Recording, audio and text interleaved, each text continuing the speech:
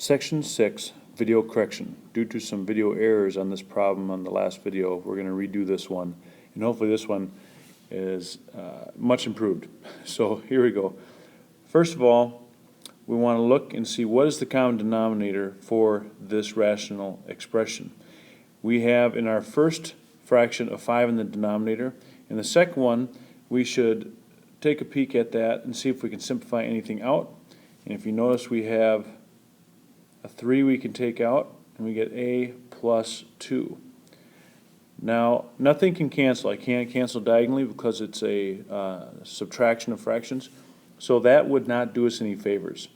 So we're just going to ignore that because it didn't help us, and interpret this denominator as all of it being 3a plus 6 and go from there. Now, when you look at it that way, you have two denominators, a 5 and then the binomial.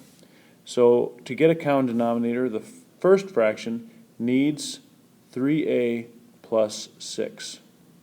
So these are two separate denominators that we must deal with together. So 3a plus 6 would multiply top and bottom. Oops, sorry.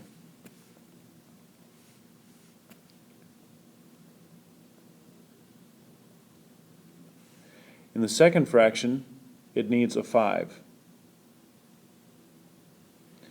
Now, I believe I mentioned prior to this, if you have a subtraction of fractions, I recommend you go plus, then you're going to apply it to the numerator, which would make this a negative a minus 3. And that's important because now that's going to be multiplied by 5.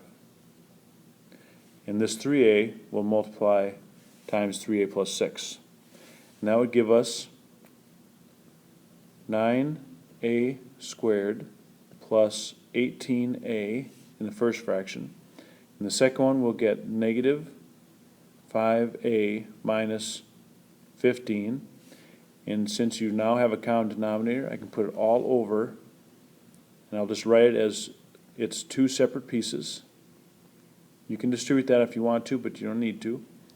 In the numerator, I want to check and see if I have any like terms. And I do, which would give us plus 13a minus 15 all over 5, 3a plus 6. And this would be considered your solution. So this ends section 6 video correction. And sorry for the mistake or the error in the program on the last one.